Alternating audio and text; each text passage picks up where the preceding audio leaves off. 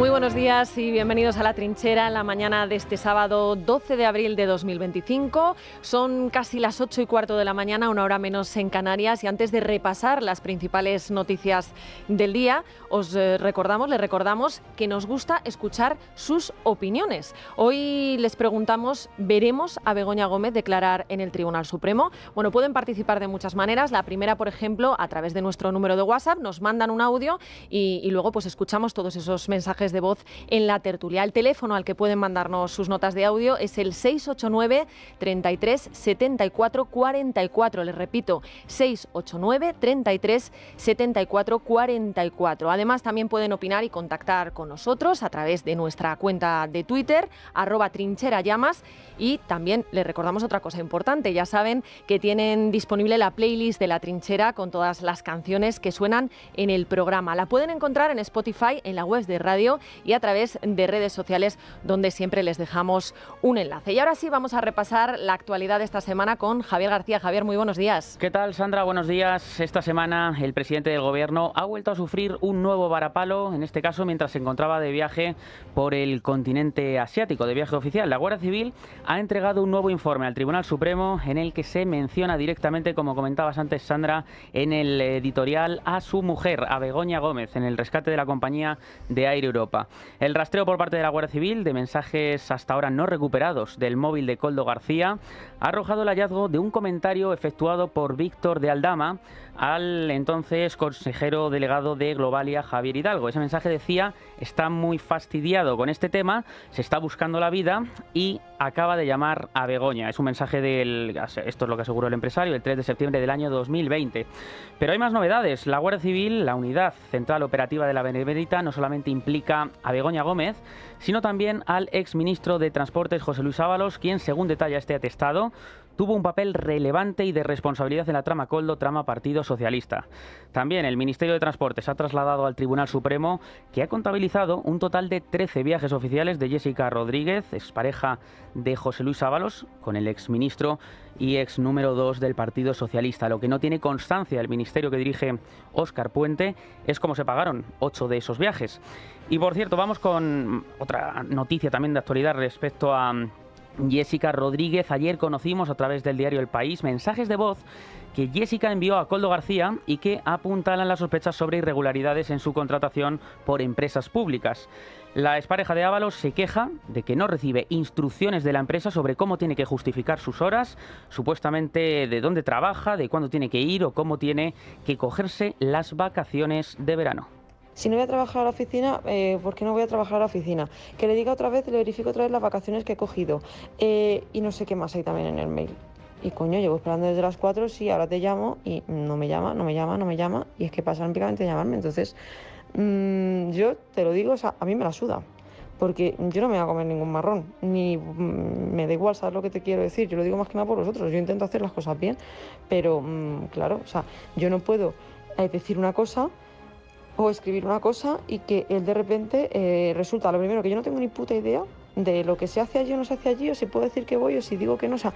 Esto es lo que le decía Koldo respecto a Joseba, al hermano de Koldo García. Otra de las noticias también de ayer mismo que conocimos tiene que ver con la portavoz del Gobierno, Pilar Alegría. La entonces delegada del Gobierno de Aragón detalló ante la prensa paso a paso lo ocurrido la noche del 15 al 16 de septiembre de 2020, en plena pandemia. Esta es la fecha en la que se produjo la supuesta juerga de José Luis Ábalos en el parador de Teruel.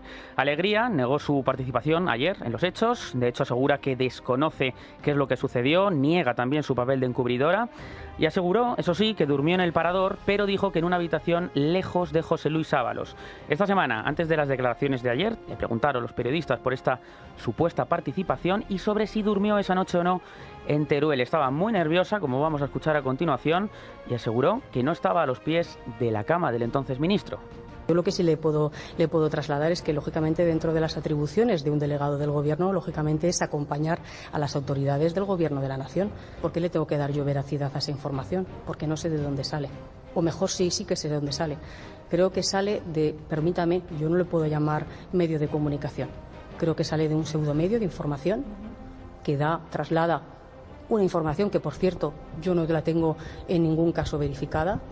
Pues es que vamos, solo faltaría que yo le tengo que explicar dónde paso la noche o dejo de pasar. Como comprenderá, creo que dentro de las atribuciones de un delegado del Gobierno no es sentarte a los pies de la cama de un ministro. Además, según avanza Aragón Digital, a la mañana siguiente de estos hechos, Óscar López, entonces es actual ministro, entonces era presidente de Paradores, se puso en contacto con el personal y le dijeron que no había pasado nada. Esa fue la última comunicación que tuvo con la institución al respecto. Bueno, ojo a esto porque es muy importante. ¿Cómo que Óscar López, por aquel entonces máximo responsable de Paradores, llamó a la mañana siguiente al parador de Teruel y le dijeron que no había pasado nada? Primero, desde el establecimiento han dicho todo lo contrario. Ahí están las declaraciones que han podido ver de los trabajadores grabadas en vídeo. Pero segundo, ¿por qué llama a Óscar López? ¿Le había llegado el rumor de que José Luis Ábalos la había liado parda esa noche? ¿O es que no era la primera vez que hacía algo así y tenía que llamar pues para ver cómo en esta ocasión se había comportado el niño? Bueno, nos lo tendrá que explicar el ahora ministro, digo yo, ¿no? Y bueno, lo de Pilar Alegría, primero como muy molesta, ¿no? Porque le preguntáramos si había dormido, no con el ministro, a nosotros nos da igual con quién duerma y cómo duerma. Lo que nos interesa es si usted encubrió lo que pasó aquella noche. Pero primero estaba muy nerviosa, no quería hablar del tema y ayer ya sacaba facturas, correos electrónicos, lo que hiciera falta para demostrar, eso sí, que durmió en el parador de Teruel, pero muy lejos, en una habitación muy alejada. Ya les digo yo que se están poniendo muy nerviosos. Y ojo, porque cuando alguien se pone nervioso, comete muchos errores. Pero en fin, luego volveremos con la corrupción del gobierno. Ahora, Javi, vamos ya con esa guerra comercial que ha marcado esta semana. Sí, porque el presidente de Estados Unidos, Donald Trump, cabe recordar que tomó posesión de su cargo el 20 de enero de este año tras ganar las elecciones en noviembre del año pasado. Desde el momento en el que juró su cargo como nuevo presidente, declaró la guerra arancelaria y dijo que era la mejor forma para proteger a los trabajadores de su país. Solamente 10 días después, impuso aranceles del 25% a Canadá y a México y del 10% a China. Luego, el 12 de marzo, entraron en vigor gravámenes del 25% a todo el acero y aluminio que se importara a Estados Unidos. El 2 de abril anunció un impuesto universal del 10% a todos los productos que entraran en Estados Unidos. Y esta semana, durante la noche en la que iban a entrar en vigor los polémicos aranceles impuestos por el gobierno de Estados Unidos, Trump acudía a la cena para la recaudación de fondos del Comité Nacional Republicano para el Congreso y, como es habitual, Donald Trump ponía su despotismo al frente del discurso que daba ante los asistentes. Durante el acto dejó frases que no dejaron indiferente a nadie, por ejemplo, cargando contra los líderes internacionales. Os digo una cosa, los países me están llamando, me están besando el culo, lo están haciendo, se mueren por llegar a un acuerdo. Por favor, señor, por favor, lleguemos a un acuerdo. Pero el pasado miércoles anunció que paralizaba esos nuevos aranceles, los que iba a imponer a última hora, durante 90 días para todos los países, eso sí, excepto para China. El presidente anunció la tregua, además de asegurar que volverá a iniciar negociaciones con los distintos países, entre ellos con Corea del Sur y con Japón. Ha sido escrito como algo positivo para el mundo y para nosotros. No queremos perjudicar a países que no necesitan ser perjudicados y todos quieren negociar. El único problema es que solo se pueden negociar ciertas cosas a la vez. Queremos hacerlo bien y queremos cuidarlos, pero tenemos que cuidar primero a nuestro país. Llevábamos tiempo hablándolo y decidimos bajarlos hoy y estamos contentos.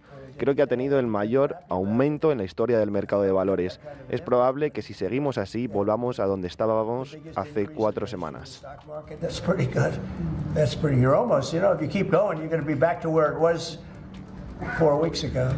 Lo acabamos de escuchar. Trump toma esta decisión, aunque ha asegurado que si no consigue el acuerdo que él quiere, se volverá al punto de partida. La realidad es que los nervios se han apoderado de los compañeros de partido de Donald Trump, también de los numerosos votantes multimillonarios del magnate que estaban perdiendo mucho dinero tras la caída de las bolsas.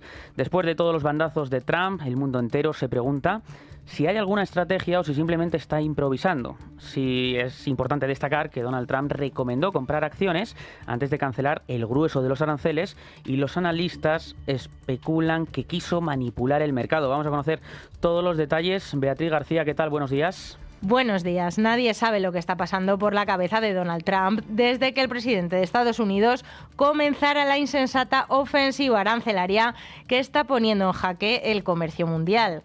¿Va de farol? ¿Tiene una estrategia oculta? ¿O simplemente está improvisando? Las incógnitas son muchas y el desastre económico es todavía mayor. Desde que Donald Trump proclamara ese fatídico Día de la Liberación, la volatilidad en los mercados ha sido total. Las bolsas mundiales se han desplomado, índices como el del miedo se han disparado, cae el dólar y los inversores han huido de la deuda de Estados Unidos, lo que ha disparado los intereses. Y quizá esto, que Estados Unidos tenga que pagar más por su deuda, podría ser la única señal de alarma que le ha hecho pausar los aranceles masivos a Trump. El colapso del mercado es total y la desconfianza hacia Trump es absoluta. Lo más difícil ahora va a ser cómo revertir la situación. Eso sí, lo único que está claro es que la solución de esta debacle pasa por más libertad. Gracias, Beatriz. Europa también ha pulsado el botón de pausa, contiene el aliento. La presidenta de la Comisión Europea, Ursula von der Leyen, anunció el jueves que la Unión Europea aplazaba también 90 días los aranceles contra Estados Unidos que había decretado como respuesta a los gravámenes de Donald Trump al acero y al aluminio que la semana que viene iban a entrar en vigor. Con todo ello, además, el comisario de Comercio de la Unión Europea viaja mañana domingo y ya el lunes va a estar en Washington para tratar de avanzar en una solución que ponga fin a la escalada arancelaria lanzada por Trump. Negociaciones entre Europa y Estados Unidos. Adrián Pajares, ¿qué tal? Buenos días. Buenos días. La Unión Europea también ha paralizado durante 90 días todos los aranceles con Estados Unidos. Eso sí, el país americano mantiene algunos aranceles que había impuesto hace ya unas semanas. Siguen vigentes el 10% de la tarifa plana a todos los países y el 25% al acero y al aluminio. Europa está abierta a negociar con Trump. Escuchamos a la presidenta de la Comisión Europea, Ursula von der Leyen. Estamos dispuestos a negociar con Estados Unidos. De hecho, hemos ofrecido aranceles 0% para los bienes industriales, como hemos hecho con éxito con muchos otros socios comerciales. Antes de la suspensión, la Unión Europea había preparado un plan para imponer aranceles del 25% a una lista de productos estadounidenses por valor cercano a los 21.000 millones de euros. Estas medidas iban a afectar a más de 1.500 productos de Estados Unidos y se iban a aplicar en 3 fases: abril, mayo y diciembre.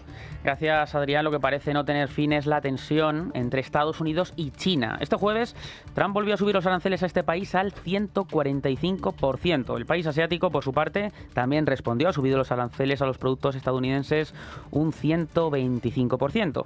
Este es un contraataque que va a afectar incluso al cine, porque China decidió reducir los estrenos de Hollywood. Todo esto sucede, cabe recordar, entre dos potencias que representan el 40% de la economía mundial. Ignacio Bravo, buenos días. Buenos días. Los aranceles y su idea de hacer Estados Unidos grande de nuevo son dos de los grandes objetivos para la nueva legislatura de Donald Trump, pero por encima de ellos, en el centro de la diana del presidente norteamericano, está su guerra personal con China.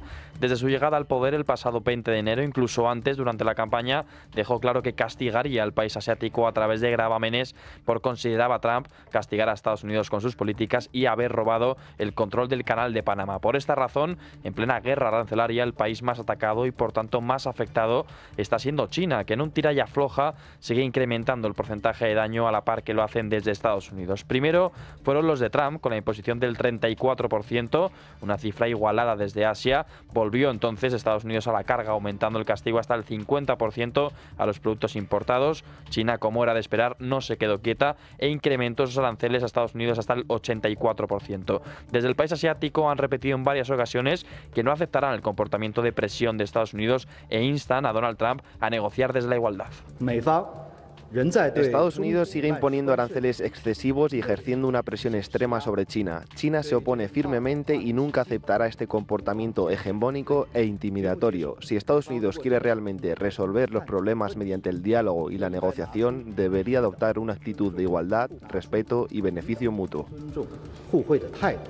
Lejos de iniciar ese acuerdo o tratar de establecer relaciones para una posible reunión, llegaron los dos últimos golpes contra la economía global. Donald Trump elevó hasta el 125% el castigo a China y a ello le sumó una nueva tasa del 20%, alcanzando el 145%. La última respuesta llegó en el día de ayer por parte de China con la implantación del 125% en aranceles a los productos estadounidenses. A pesar de ello, entre ambos países, Donald Trump defiende que existirá un acuerdo justo para ambos. Creo que el presidente Xi es un tipo muy inteligente y creo que terminaremos haciendo un muy buen trato para ambos, pero nos han tratado muy mal durante muchos años. Creo que va a querer llegar a un acuerdo, creo que eso va a suceder. Recibiremos una llamada telefónica en algún momento y será algo bueno para ellos, será bueno para nosotros y será bueno para el mundo.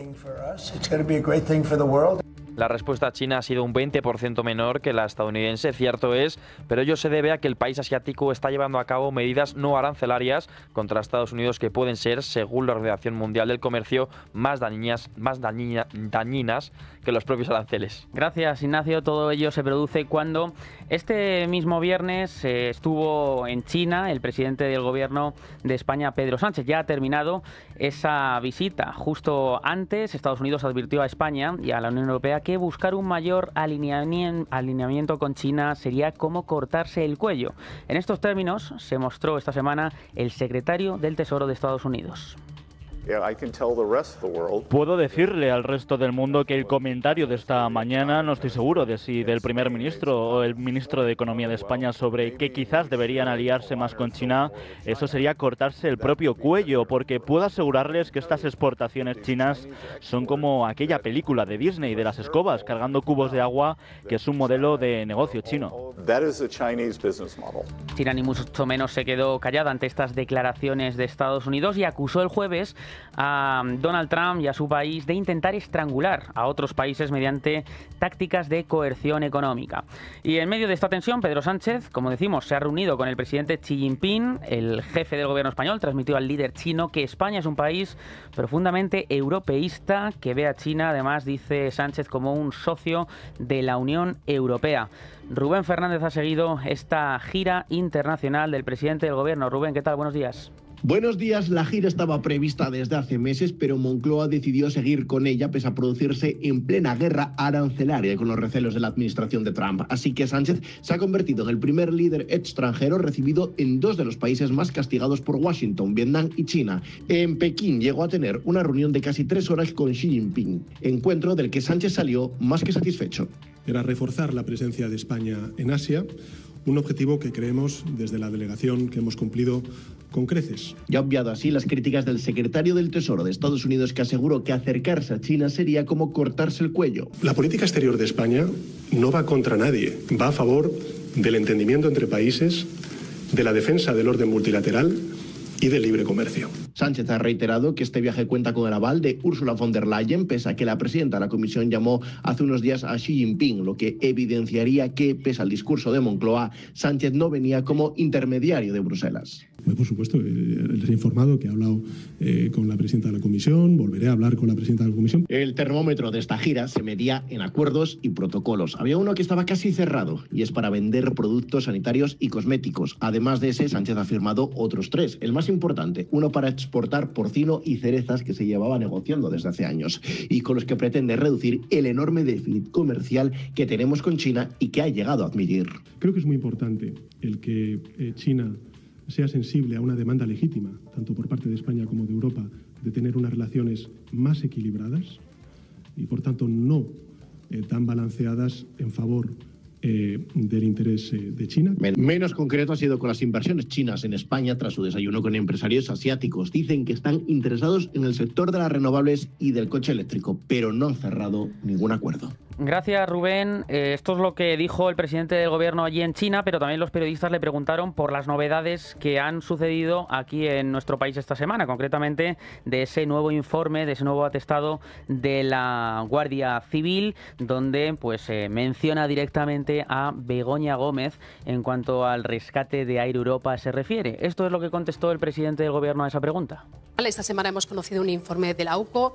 La pregunta es, presidente, si su mujer participó o hizo alguna gestión para el rescate de Air Europa. Gracias. Bueno, muchas gracias. Respecto a la última pregunta, he respondido en muchas ocasiones. No, en absoluto. Bueno, pues así, con 3 palabras, se despacha el mayor escándalo que ha salpicado a un presidente del gobierno y a su mujer en la historia reciente. No, en absoluto. Y punto.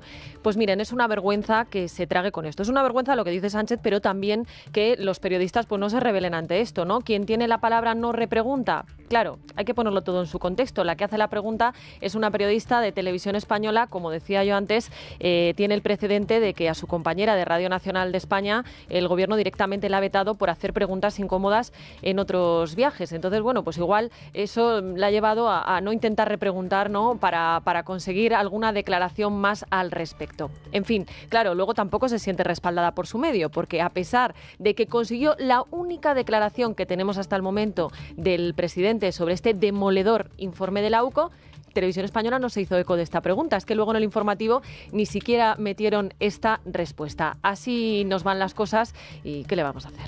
Y Sandra, en el Gobierno, como no puede ser de otra manera, defienden ese viaje de Pedro Sánchez a Vietnam y China, aseguran que es para fortalecer las relaciones bilaterales, pero desde la oposición critican el viaje, consideran que crea más tensión y que se podría haber pospuesto. Lo han dicho varios líderes del Partido Popular. Escuchamos, por ejemplo, a la diputada Esther Muñoz, vicesecretaria de Educación y Salud del Partido Popular. Bueno, el acercamiento a China llega, desde luego, en el peor de los momentos posibles, ¿no? Porque al final lo que hace el presidente Sánchez es generar una tensión internacional con nuestros socios americanos y también dentro de la propia Unión Europea, acercándose al país chino, que desde luego tensiona brutalmente todas las relaciones diplomáticas, ¿no?, con la Unión Europea y con Estados Unidos. Además lo hace auspiciado y de la mano de una persona que solo ve en sus intereses particulares, que es el señor Zapatero.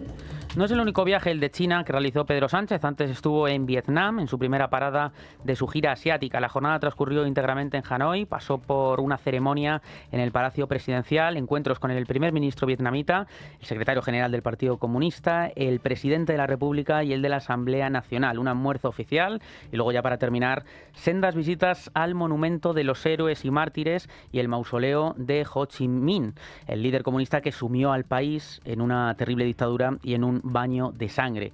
El viaje tuvo algunas anécdotas, como el llamativo regalo que recibió Pedro Sánchez, unos retratos tanto de él como de su mujer en los que el artista lo representó con rasgos asiáticos. Pedro Sánchez decidió darle importancia a su visita a los monumentos comunistas, toda la importancia, en un mensaje que publicó posteriormente en la red social X con imágenes de ese acto. Por cierto, cabe recordar que Ho Chi Minh fue el líder comunista que llevó el comunismo al poder en su país, en primer lugar en Vietnam del Norte, imponiéndose a Francia en la guerra, y después lanzando la guerra civil contra Vietnam del Sur, en la que los comunistas acabaron imponiéndose a la intervención norteamericana, si bien él murió antes de que acabase ese conflicto. Bueno, exhumamos a Franco en España y se nos llena la boca de hablar de memoria histórica y luego hacemos esto, rendimos homenaje a dictadores sanguinarios. Yo de verdad que lo único que puedo decir ante esto es que siento vergüenza. Y en esa visita, Sandra, a Vietnam, Sánchez también se pronunció sobre los aranceles, porque allí es donde conoció la noticia del aumento de los aranceles de Trump, la posición del Gobierno de España en boca del presidente del Gobierno. Porque nadie gana en una guerra comercial, todos pierden. Por eso, la medida anunciada por la administración estadounidense, a falta de ver exactamente los matices de la misma, nos parece una puerta a la negociación y, por tanto, al acuerdo entre países.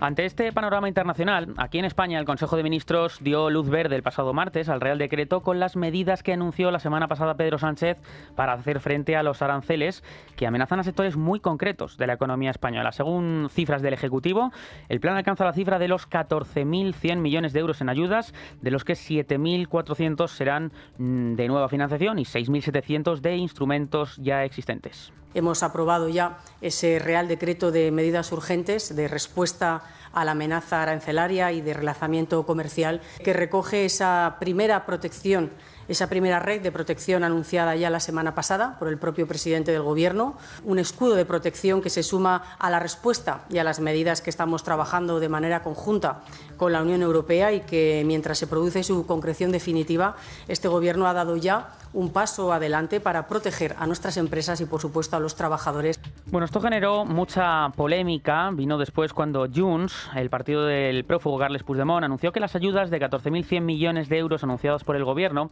se iban a distribuir a las autonomías en función de su peso en las exportaciones al país norteamericano, de modo que, decía Junts, que Cataluña percibiría el 25% del total, algo más de 3.000 millones de euros.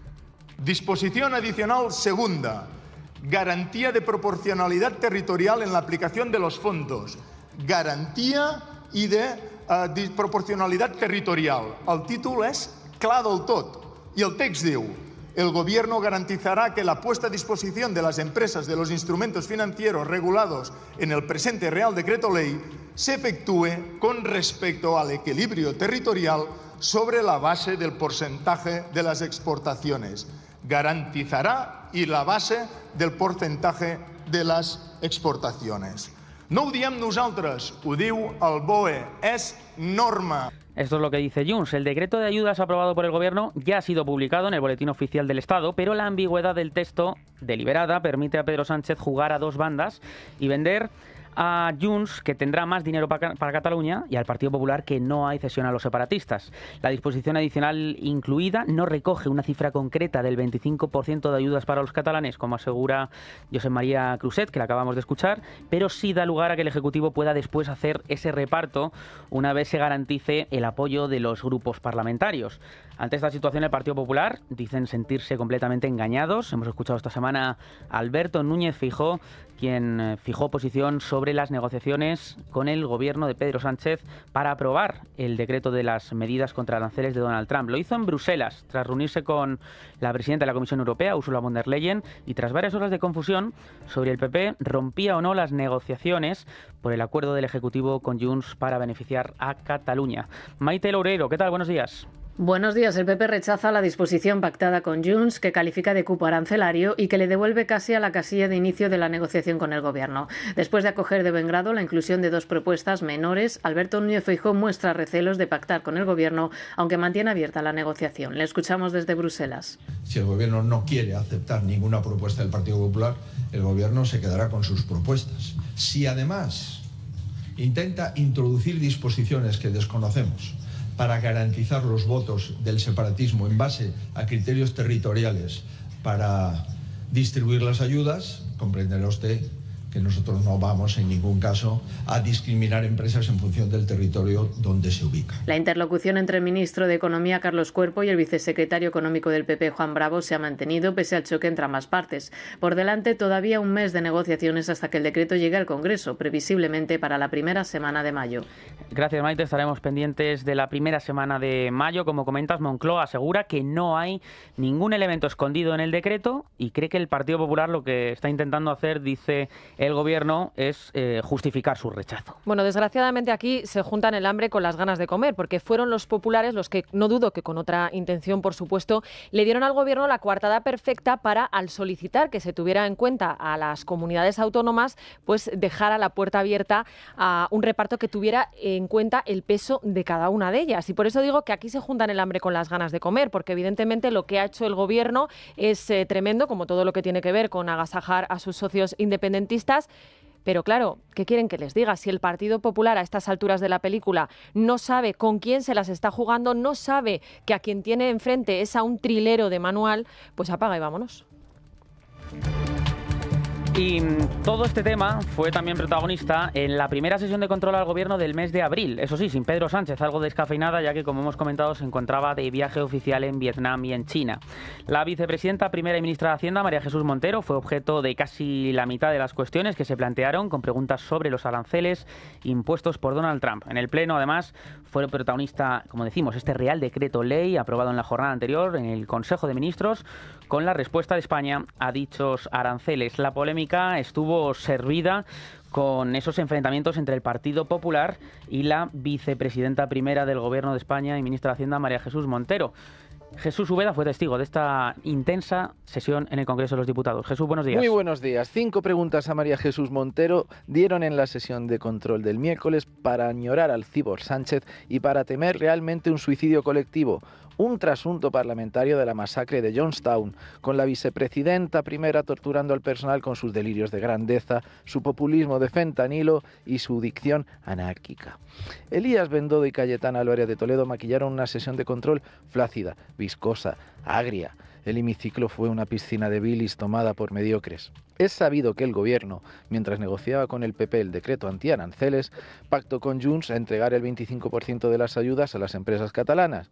Y Cuca Gamarra reclamó, volando raso, muy raso, hay criterios objetivos acordes a las necesidades. Cuando ustedes tienen que elegir entre España y sus socios, siempre eligen a los segundos, a sus socios. Si lo vuelven a hacer, no contarán con nosotros. pero la mordedura de un pez limpiafondos causa mayor daño. Jaime de Olano recurrió a un viejo éxito de Albert Rivera, entrevistado terriblemente cotizado entre youtubers. Verá, lo suyo, lo de todo su gobierno, es pura corrupción política. Y yo se lo tengo que decir, señora Montero, son ustedes una banda peligrosa para la democracia y para el bolsillo de los españoles. Respuesta fácil de Montero. Les recuerdo que era el lema del señor Rivera. Les recuerdo que el señor Rivera no está en esta Cámara. A lo mejor es que quiere seguir usted la estela. Elías Bendodo tiró de metáfora futbolística y comparó la división del Ejecutivo con la de un hipotético banquillo del Borussia Dortmund, rival en Champions del Fútbol Club Negreira. Su interlocutora, más perdida que Álava contra el Arsenal... ¿Qué ha preguntado usted al final, señor Bendodo? Yo no me entero. No me entero. El malagueño le pidió centrarse, cumplir la Constitución y dejar de ofender a médicos, a jueces y sobre todo al sentido común. La hembra alfa andalusí, alienada, puesta de vanidad, le preguntó por qué prestan tanta atención a su agenda si les beneficia. En ese momento, Juan Manuel Moreno brindaba por ella con palo cortado. Tercio de Bolaños, la popular Míriam Guardiola. Lo noto inquieto, señor Bolaños. ¿Tiene alguna cita importante la semana que viene? Son ustedes el peor gobierno en el peor momento. Sucede que el juez Peinado citó hace un mes al ministro tridentino el próximo miércoles a las 10 de la mañana para testificar sobre la contratación de Cristina Álvarez, la asesora de Begoña Gómez. La cosa pica, claro. Y mucho. Cayetana Álvarez de Toledo no desaprovechó la oportunidad de rociar con vinagre la herida, si bien antes le confeccionó un traje a medida a Zapatero, tenebroso conseguidor que urge a ir al reconocimiento de la identidad nacional de Cataluña. La portavoz adjunta del Grupo Popular en el Congreso dijo que el expresidente debería estar proscrito de la vida pública por traficar con el sufrimiento de los presos políticos venezolanos y por impartir lecciones de democracia mientras una dictadura criminal le financia. Auguró el fracaso de la amnistía y de los elixires plurinacionales y, a lo que íbamos, le dio a Bolaños donde más le duele. Van a fracasar y también por incompetentes. Usted mismo, el señor Bolaños. Sánchez le encarga blindar a su mujer y el que acabo citado ante el juez es usted. Y no por escrito, como pretendía, retorciendo la ley, vis a vis. Dígame, ¿va a llamar al juez Peinado prevaricador a la cara? ¿Facha con toga? ¿Ultra del lofer? ¿Como hace Trump? El mismo manual populista con el mismo fin autoritario, criminalizar a los jueces para gobernar sin el freno de la ley. Ayer le dio su tercer aviso la presidenta del Supremo. Señor Bolaños, sabe que puede acabar imputado, ¿verdad? Por lo demás, Ione Belarra censuró el sesgo patriarcal de la justicia española y se acordó de la víctima de la manada, de la de Dani Alves o de Elisa Muliá. De las presuntas víctimas de Monedero, ni mu. El portavoz Tellado le preguntó a Margarita Robles si comparte los ataques a los jueces de María Jesús Montero. Respuesta de la ministra de Defensa. Y la vicepresidenta primera del Gobierno ha manifestado sus disculpas. La aludida sentía anticipando una tortícolis. Habrá quienes le crean. Hasta la próxima semana. Bueno, de esta sesión de control quédense con esa pregunta que le hacía Cayetana Álvarez de Toledo sobre el tema de la identidad catalana de Zapatero, porque mañana vamos a abordar este asunto con un invitado muy especial, ya se lo adelanto, con Alejandro Fernández, que acaba de publicar libro, Alejandro a calzón quitao, y estoy segura que nos va a dejar grandes titulares sobre este y otros asuntos relacionados con Cataluña. Y vamos con otro asunto, porque esta semana vuelve a ser noticia el Tribunal Constitucional. Su presidente, Cándido Conde Pumpido, reculó y aseguró que el órgano de garantías respeta ahora, dice, la decisión de la Audiencia de Sevilla de llevar a Europa la sentencia de los ERE y que en ningún caso se plantea anularla, en ningún caso. La realidad es que, según fuentes del Tribunal Constitucional, consultados por esta casa, por Libertad Digital, dicen que, en primer lugar, el Constitucional no puede ni debe interferir en la actuación de los órganos de jurisdicción ordinaria. Y, en segundo lugar, se ha concluido también que existe un problema porque coexisten, dice, una pluralidad de ordenamientos y de tribunales. Cabe recordar que los letrados del Tribunal Constitucional emitieron hasta 5 informes en contra de que Cándido Conde Pumpido intentase bloquear la cuestión prejudicial de la Audiencia Provincial de Sevilla por el caso de los ERE. El caso de los ERE, donde fueron desviados 680 millones de euros de fondos públicos destinados para ayudas a los parados. Todos los detalles, jefe de Tribunales de Libertad Digital, Miguel Ángel Pérez. ¿Qué tal? Buenos días. Buenos días. El Pleno del Tribunal Constitucional que preside Cándido Conde Pumpido ha decidido no adoptar por el momento ninguna decisión para interferir en la intención de la Audiencia Provincial de Sevilla de plantear una cuestión prejudicial ante el Tribunal de Justicia de la Unión Europea, TJUE, sobre la sentencia del TC que exoneró a los condenados por los ERE del PSOE de Andalucía. El Tribunal de Garantías anunciaba a través de su gabinete de prensa que se ha deliberado durante 2 días en relación con la cuestión prejudicial planteada por el Tribunal Superior de Justicia de Madrid ante el TJUE y la apertura del trámite de audiencia a las partes antes del envío de la cuestión prejudicial por parte de la Audiencia Provincial de Sevilla sobre la relación del Tribunal Constitucional con el derecho europeo y el TJUE. La reflexión continúa sobre un tema complejo y en evolución, por tanto el debate sigue abierto entre las preocupaciones del Tribunal. No se ha adoptado decisión alguna, añadía.